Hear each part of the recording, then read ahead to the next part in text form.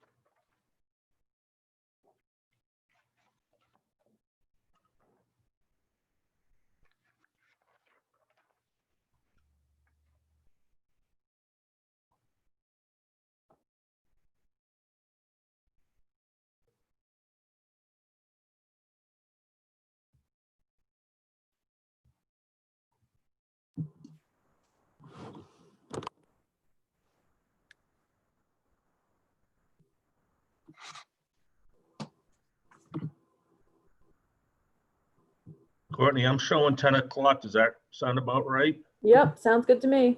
Okay, we'll start it off then. Good morning, everyone. This is Rich Pauley, the Fire Chief in Wellfleet. This is our July 21st, 2020 Emergency Management Team Update Zoom meeting. And I know there are a few members of the board of the Select Board here. Chief Hurley. How you doing? Okay, we'll start off then. First, going down the agenda is Health Department. Is Becky with us? Hillary. I'm sorry, Hillary. I'm sorry, Hillary. There she is.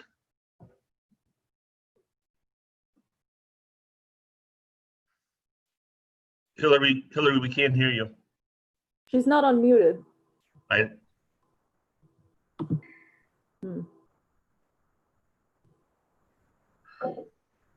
We still can't hear you, Hillary. She's giving me the 1 second. Yeah, she's connecting to her microphone. Okay. We're just starting off with a bang this morning, aren't we? It's been a couple weeks. We're rusty. Yeah, well, this is true.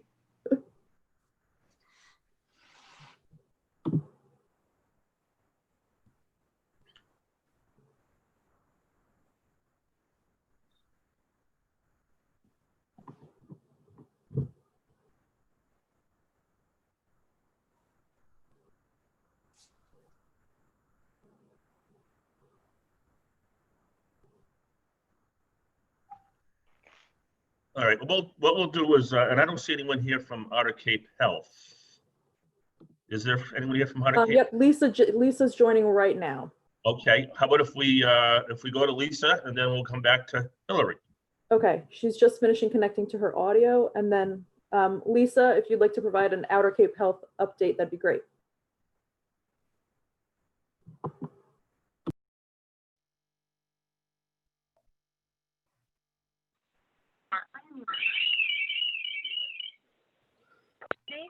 Courtney? I see Lisa. This is Hillary. My phone on my computer has died, so I called in and talked to you from the phone instead. Does that work? Who's this, Hillary? It is. Okay, all right, I'm sorry. Hillary, go ahead. Sorry, I'll be quick because I don't have a whole lot to update. We have no active cases in town that have been reported through the Maven system, although I have heard from some folks about some suspected cases, so we're waiting to get word on those. We've been doing a lot of complaint follow-up and a lot of questions from the community and a lot of advising on various situations going on. So it seems like people know where and how to reach us at the health department. We were in touch today. We are going to have the CTC, which is the contact tracing from the state, start picking up cases on weekends and holidays. So should we get some cases on weekends and holidays, they're going to pick up the contact tracing on those starting in the next week, working closely with the VNA. And other than that, we're doing everything we can to stay on top of the situation. We have our COVID educator / enforcer starting from Barnstable County this week. So we're going to have her. Her name is Sheila O'Shea. She's a retired police officer, and she will be visiting our beaches, our ponds, the marina walkway, and the rec area, distributing masks and doing COVID education and enforcement if necessary. So that will be a great thing. And she's just going to rove around. She works for a couple different towns. So she'll be with us a couple days a week just to try and get that job done. Not at any particular time of day. So she'll pop in and pop out. So we're really lucky to have her on board. And other than that, we've been inspecting restaurants and pools and conducting the regular business of the department as usual. So it's crazy busy, but I think we're getting it done. Okay, thank you, Hillary. It sounds like you guys have a lot on your plate, which is no surprise. Good morning, Lisa, from Otter Cape Health. Good morning. Good morning. Thank you for having me. I don't have a lot to add to Hillary's update. We are seeing, I think, some increased demand for testing. So the numbers of people who are requesting tests and the number of people that are coming to the Wellfleet Health Center and the Provincetown Health Center for testing has increased a little bit over May and June, but well within our ability to handle. We've changed our testing schedule here in Wellfleet a little bit. We are now doing testing on Mondays, Wednesdays, and Fridays, and the Provincetown Health Center is doing testing on Tuesdays, Thursdays, and Saturdays. We were testing a fair number of folks from Provincetown who had been referred by our Provincetown providers. So I think we're distributing the patient population a little bit more representatively across the two health centers at this point. And as Hillary said, I don't know of any new positives in the area, but since our testing numbers have increased and the overall Barnstable County numbers have gone up slightly, you know, I think that I don't think we're going to be really any different from what Barnstable County is seeing overall.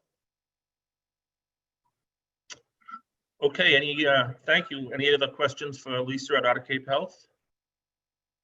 I'm not seeing any hands raised or getting any messages. Oh, there's one. Helen Miranda Wilson.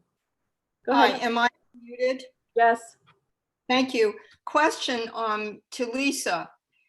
Is there any, when you test people, you probably take in their information. Is there any sense of where these people are from?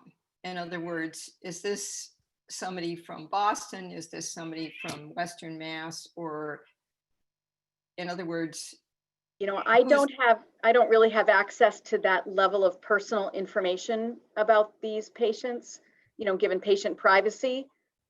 So that isn't information that I really have available. okay, the reason I'm interested is we have a most welcome transient population because it's summer. And a lot of the people, you know, we haven't had any more positive tests registered here, and surely some of these people are from away, all good. But when they go back to wherever they came from, if they're renting for a month, a week, whatever, is there a way to follow up? In other words, that information you do have, and for purposes of tracing, would it be possible to contact them? In other words, the information exists. That's my question. And the statewide contact tracing initiative is responsible for that follow-up. They're notified at the statewide level of all positive results across the, you know, the entire state. And so the contact tracers are reaching out to them based on the contact information that is provided.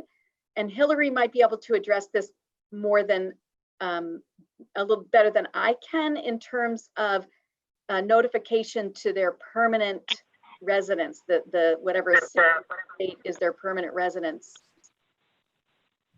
So I can weigh in. Okay.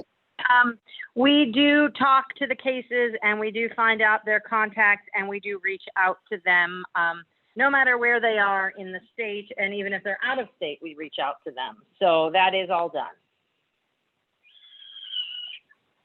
And yes, but their data, their information, whether they've tested positive or not, is maintained, right? Yeah, There's so an archive of it's that. all maintained.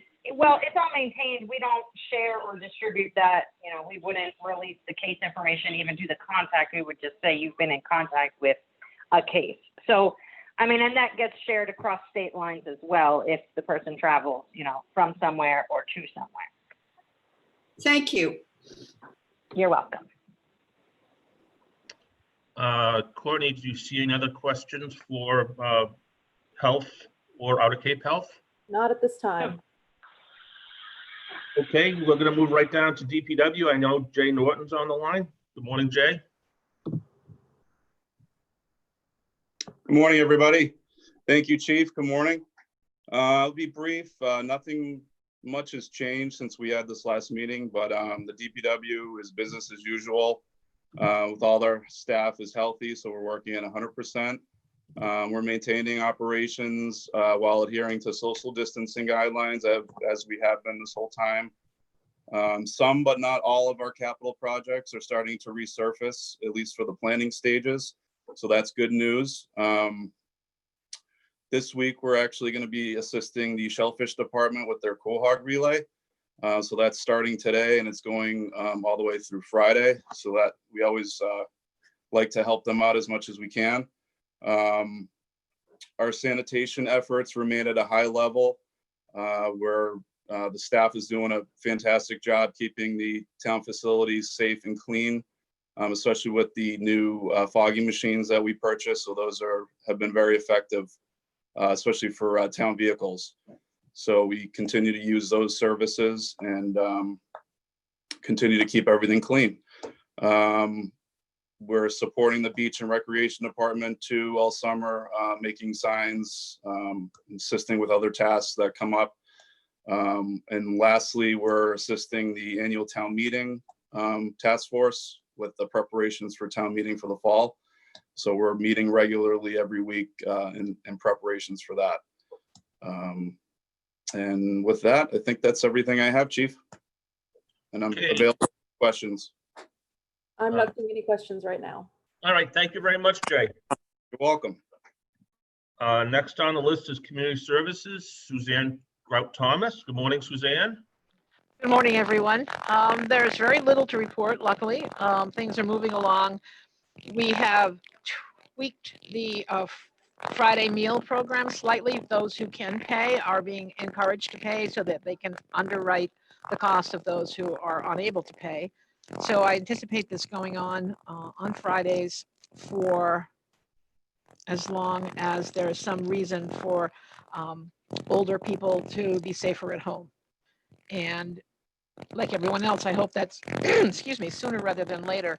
We did successfully have AARP tax consultants meeting one at a time with clients to file their taxes up until I think the last day was July 13th. And we continue to have the podiatrist one-on-one appointments twice a month. And at this point, we are in discussion with the legal aid people about setting up regular telephone conferences with Wellfleet residents who have a legal question they would like answered. As far as the beaches go, compliance with masking is pretty spotty. Some beaches are better than others at social distancing. I will report that McGuire Landing, which was not popular at all for the last 5 years, is now the place to be because it's residents only. So we've had to prohibit waiting in line. Once the lot's full, no one will be allowed to wait because it was causing a traffic hazard at the intersection of Cahoon Hollow and Ocean View Drive, and taking up way too much of staff time and Wellfleet PD time when other things are also happening. So thanks to the DPW for their immediate response for signage and suggestions on relining the area. And I think it'll be very effective. Thank you. That's about it, unless anybody has a question. Okay. Ryan Curley has a question, Suzanne. Yes, I've been wondering about opening up the lots to more spaces. And whether or not we should be considering that, because the beaches, if people are spread out properly, which I know can be tricky, but the beaches by and large have a lot of space for people to spread out. But as like a mitigation for opening up the lots to more capacity, we could require face masks while people are in the lots. I don't know. Well, I hear what you're saying. I think it should be if the entire select board is interested in hearing a plan for that, I could come up with one, but because I do not think one size fits all here, I would strongly urge that the pond parking lots remain reduced because they're so small and the ponds are fragile, and several of the other areas on the bay side. But I've only had one, maybe two complaints about the cones. Most people are happy to see them, especially those from away who have been going to state beaches that are 50% reduced. But I'm happy to come up with something in conjunction with Hillary, because this is all driven by public health. Okay. You know, and the other option is to potentially reopen the back lot at Whitecrest, but at reduced capacity there as well. I don't know. It's just what I've been thinking about. All right, thank you. You're welcome, Ryan. Okay, next is Janet Reinhardt. Thank you. Good morning. So I'm sure everybody's been thinking about this and it has been somewhat addressed. But the more, I'll say gossip, because I have no proof of what goes on at Cahoon Hollow, toilet tents, all those buses, Suzanne, Chief Hurley, Chief Polly, everybody's talked about this for years now. But I know you're thinking about what can be done, but we really have to control the buses. I see Spiegel is on, Mark Spiegel's on. Have you been thinking about this? Can we just ban things? Can we control how many people go to Cahoon Hollow? Any comment this week on it?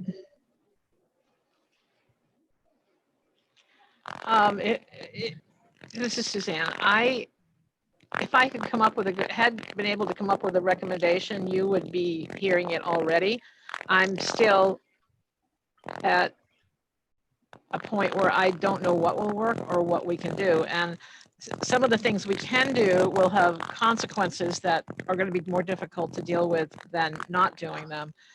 But I would like to hear from Mark Spiegel if he could give us a report on how many people were on the buses this weekend and how many of those people were actually masked, because those are two things that we can control, theoretically. Yeah, so I did hear that the funk buses were all full the last few weekends and no one's wearing masks and no one's social distancing. So, you know, it's a problem. We know it, and I know it's no answer, but yeah, maybe Mark Spiegel could address this. Hi, this is Mark. This weekend was better than other weekends as far as on Saturday, the buses that arrived, it was mostly Cape destinations, were at 50% capacity. So I don't know if they had been spoken to, but they came 50% capacity. And one of my requests when I go through the things we'd like people to do was to wear masks. So I saw a lot more compliance on that. On Sunday, we had a bus come in from First Student, and they were over the 50% capacity. I wrote a report to be forwarded to the health department.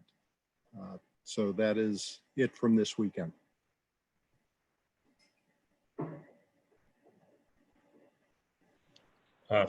Thank you, Mark. Courtney, do you? Can I weigh in? This is Hillary. I'm sorry.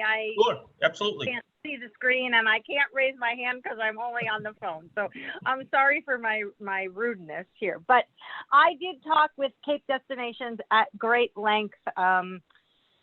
Must have been 2 weeks ago now. And so they are happy to comply with the 50% capacity. They understand. And I learned a lot from that conversation about chartered buses and the rules and regulations that they must adhere to. And the interesting thing is that they fall under the Mass Department of Transportation guidance, which means they're not subject to the COVID guidance that we're all used to and familiar with following, nor are they considered a shuttle bus to the beach, which we have clear guidance on. So it's a bit of a gray area. as far as buses and chartered transportation goes.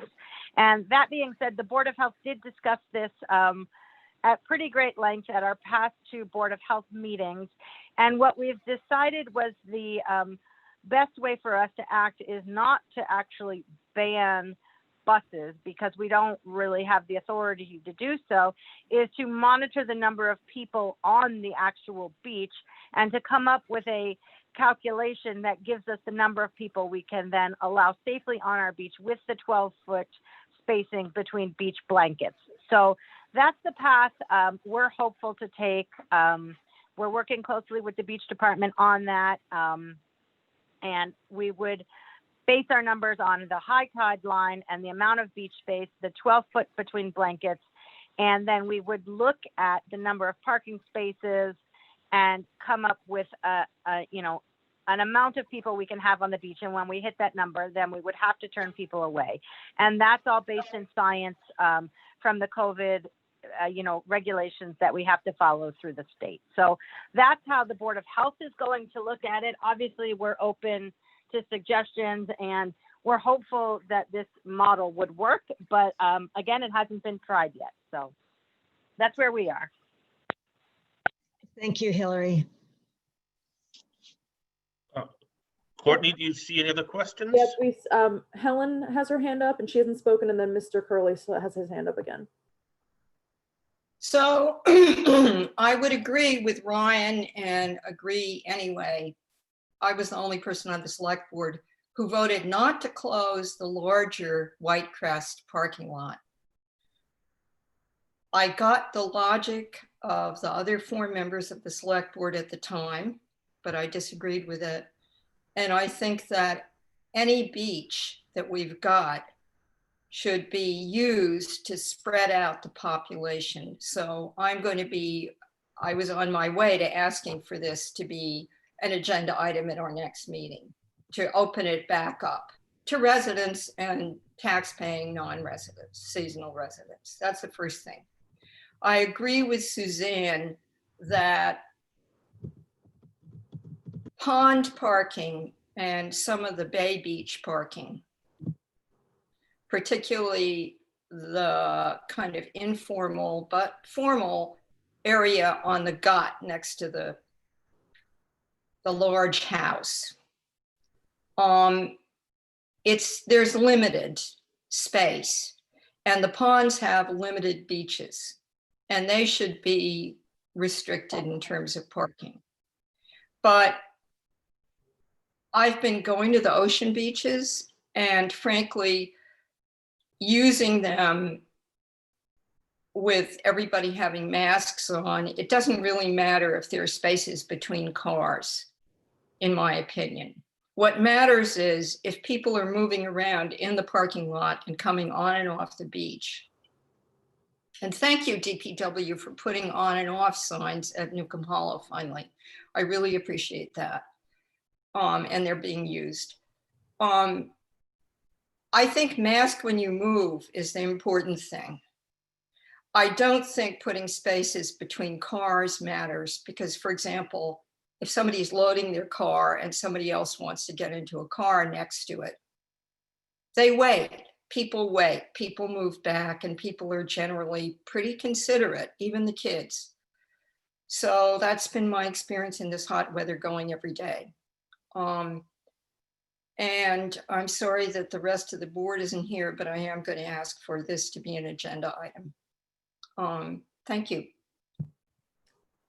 Okay, Ryan Curley, last question. Yeah, I'm just thinking that if Cahoon Hollow continues to be this problematic, if there's been, I mean, we keep discussing about, potentially limiting capacity there. But really, I don't see a way to do that unless the access is actually closed. It's a tough, I mean, here I'm asking for, beaches to be open to have higher capacity and everything. But with Cahoon Hollow, with the situation there being unique to that particular location, if it continues to be a problem, I don't see a way around potentially discussing the closure of access to that beach. It's really the only step the town has that might be available to address the problem. Chief Polly, if I may interrupt, perhaps this is a future agenda item for an actual select board meeting, and we can continue on with our update call to keep this within the 1 hour mark. I agree. I appreciate that. Thank you, Courtney.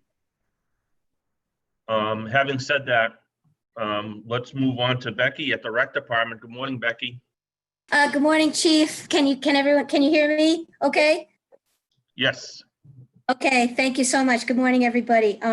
So I have a few updates from the Rec Department. The Recreation Department has been able to successfully operate during the busy summer season within the safety guidelines of the state phased reopening plan. The playground, skate park, and basketball courts and ball fields opened in mid-June. We are happy to report that for the most part, everyone has been respectful of the guidelines, which call for 6-foot social distancing and wearing masks. Specific usage guidelines are listed on the town website. The recreation building at Bakersfield is open and the facility is staffed now 7 days a week. A modified live version of the morning rec program has been operating under the guidance of the health department since July 6th. The program is divided into 2-week sessions with activities being modified as the phases progress. Children attend the program for 1.5-hour activity blocks of modified sports and games, which can be played safely. Activity sessions run from 9 a.m. to 2:30 p.m. Monday through Friday. 65 children participated in the first session to rave reviews from all involved. Kudos to the recreation staff, counselors, and families for being able to adapt to this new normal and enable the children to enjoy summer rec and a sense of normalcy during these stressful times. And many thanks to Hillary Lemos for helping to guide us through this process and the DPW for all their support. The program runs through until August 21st. Please contact us directly for more information about signups. Virtual versions of the weekly square dance and popular music at Mayo concert series have also been very successful. The square dances are streamed live every Wednesday from 7 to 8:30 on the Wellfleet Rec Facebook live page and Wellfleet Recreation YouTube channel. Bands and the music at Mayo concert series are being streamed live on Facebook and YouTube and on the Comcast public access channel on Thursdays and Friday nights from 6:30 to 8:30. So far, hundreds of people have been tuning into these shows. The 46th annual Wellfleet Road Race is being run virtually until July 31st. So far, close to 100 runners have participated.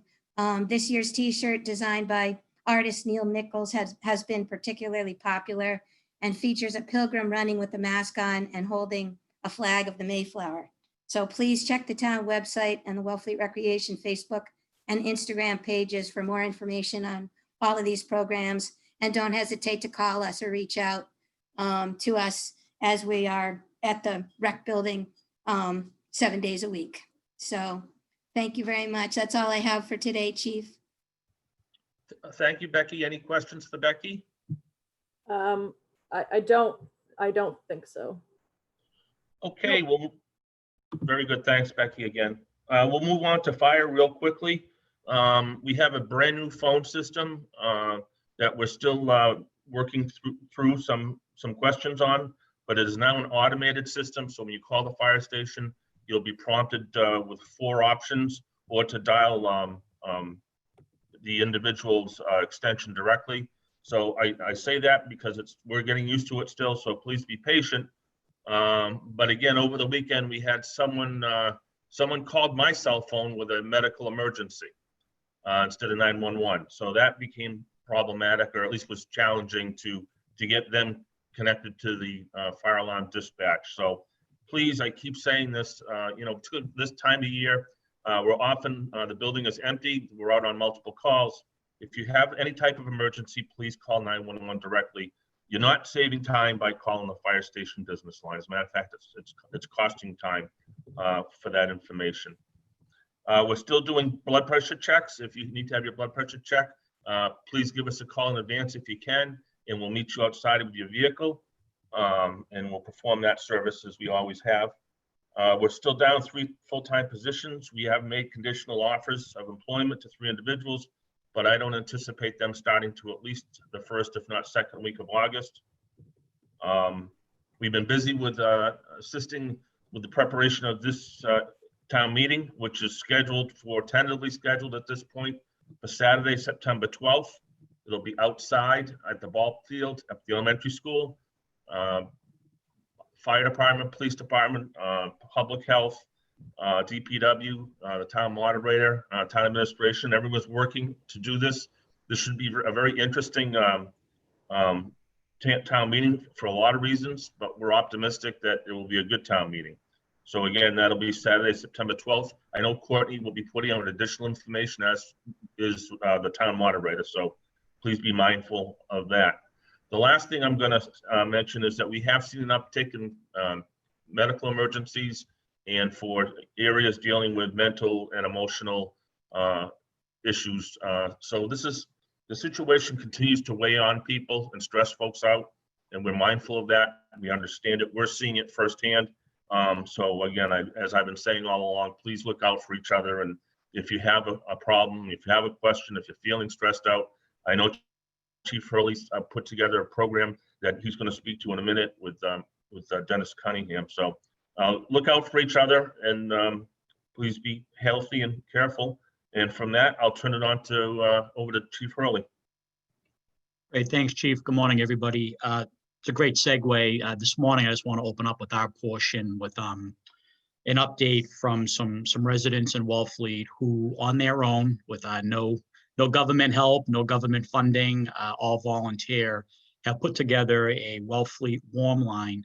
And like the chief said, always year round, we were always concerned about mental health concerns, but since COVID's hit, it's really spiked. This summer, our department has been overwhelmed with these calls. And what we're finding is they're not 10, 15, 20-minute calls. They're turning into hours on end, if not days on end, depending on the situation. So I just want to open it up to Dennis this morning. He just wants to make an introduction. And first, I want to thank the whole group, including Dennis, for putting this together. Again, all volunteer. I think it's well needed in the community, and I'll turn it over to Dennis. All right, thanks, Chief. Am I unmuted? Yep, you're good. All right, great. So just briefly, I'll tell you the folks who are involved in this. Susan Spear, who is a retired physician. Karen Friedman, who's, I believe, here this morning, a nurse practitioner. Myself, I'm a retired nurse. Kristen Shantz, also a retired nurse. Dale Rowe, a clinical social worker.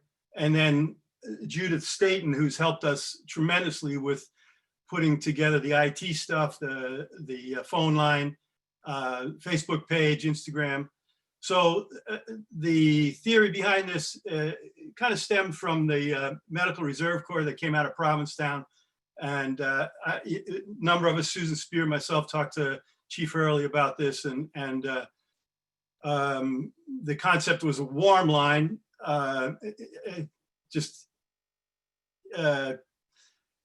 versus a hotline. So it's just people who, it's not an emergency, but it's people who need help, like Chief Pauly and Chief Hurley were just talking about. So we're calling it the Wellfleet Well Line. And we just started yesterday. Our job is just to give people a chance to talk to somebody, a neighbor, in times of crisis, and then also be able to channel them with our resource list. We put together an extensive resource list, and then to guide them in directions if they do need it. And one of the more, I think maybe one of the more helpful things will be a Zoom meeting that Dale Rowe is going to conduct on Monday afternoons for people who want to join as a group support meeting. So that's basically it. We just started yesterday. I know it wasn't a very active line in Provincetown from what we understand, and we kind of anticipate that it's going to be slow. People might hesitate to call, but I encourage all of you as department heads and just individuals to share. We'll be doing Instagram. We'll be doing printed things that we'll put into the common table bags, and Suzanne, hopefully we can put stuff in your weekend stuff that's going out to people. Did I do that? Somebody else did that. The Wellfleet Warm Line. Magic, Dennis. Some IT person out there. Yeah, magic. Yeah.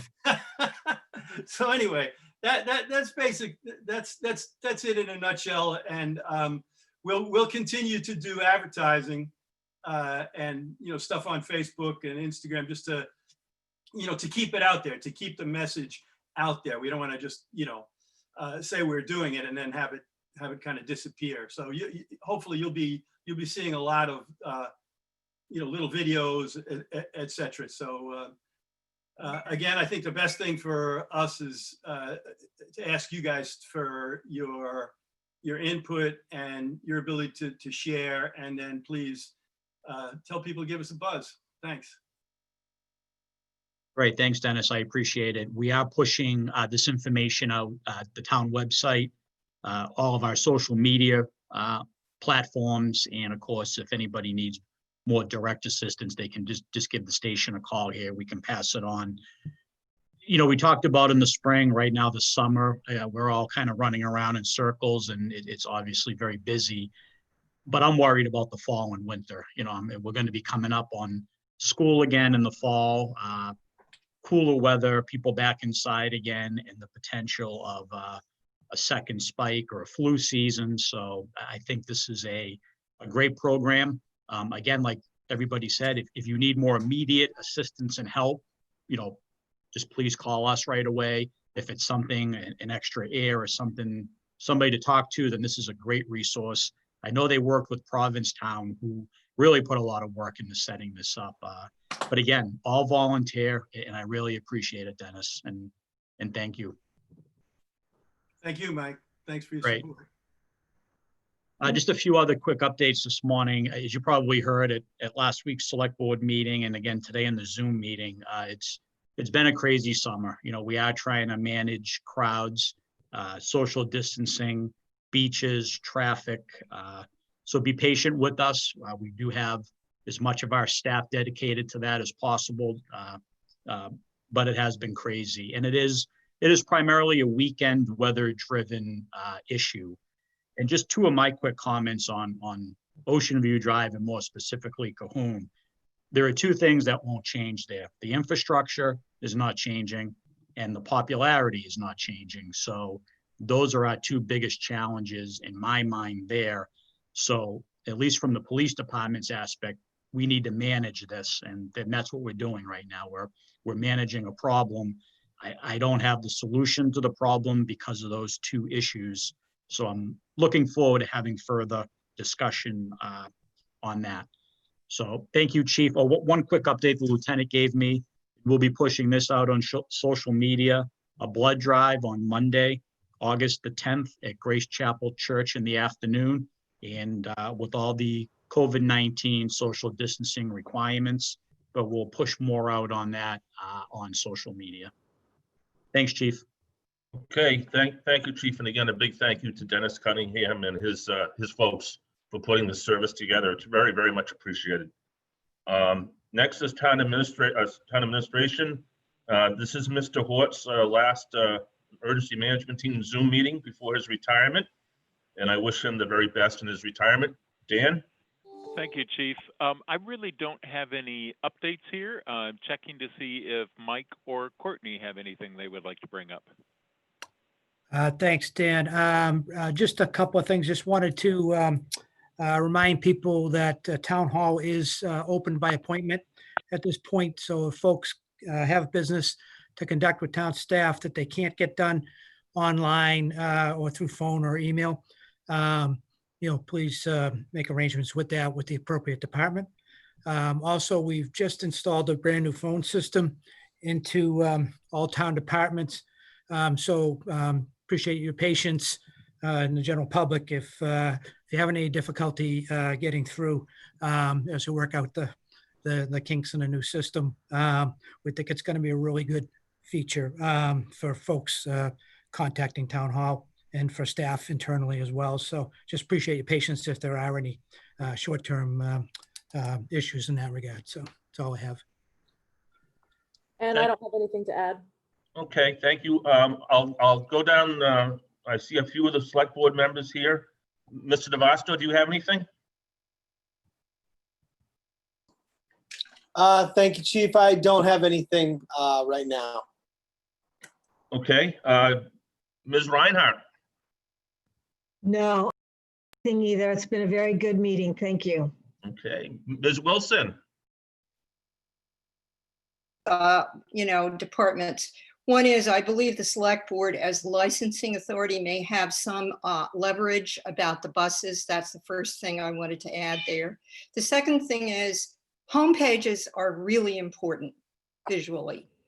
And the group organized and Dennis Cunningham's group is extraordinary. It's picking up, it's taking care of something which needed to be taken care of. But please get that hook off the home page. Here's what happens with hooks.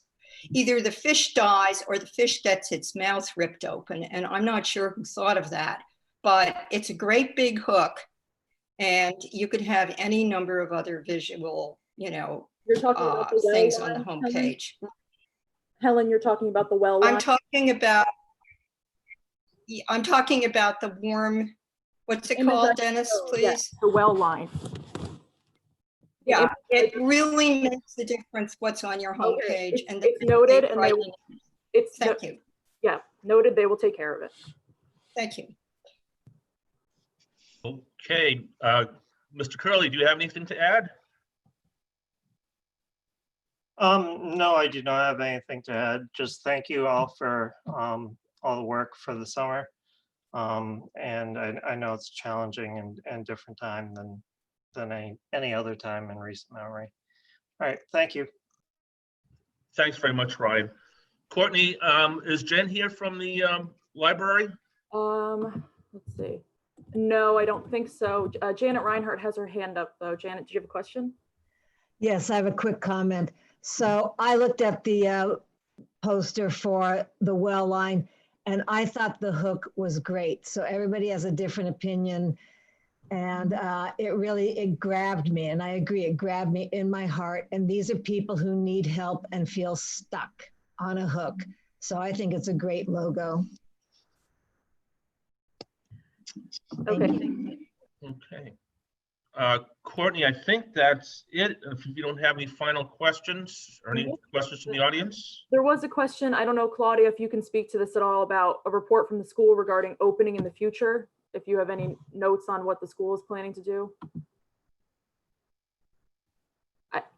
Hi. What is in process right now is that the Nauset district must create 3 different plans for reopening in the fall. We have to have an in-person plan, we have to have a hybrid plan, and we have to have an online learning platform plan. And those plans are being worked on by a group task force at the district level, as well as individual school building levels. And they have to be submitted to the district by the end of July. And then those 3 plans have to be submitted to DESE in early August. And then DESE weighs in on those plans and, gives whatever feedback they're going to provide. And so, the goal is to go back to school in the fall, but it will really depend on, what the metrics are in the state and what Governor Baker says. And it could be that we start out with in-person learning. It could be that, 2 weeks later, we have 2 or 3 cases in the school and we shut down. And could be that we start with a hybrid model.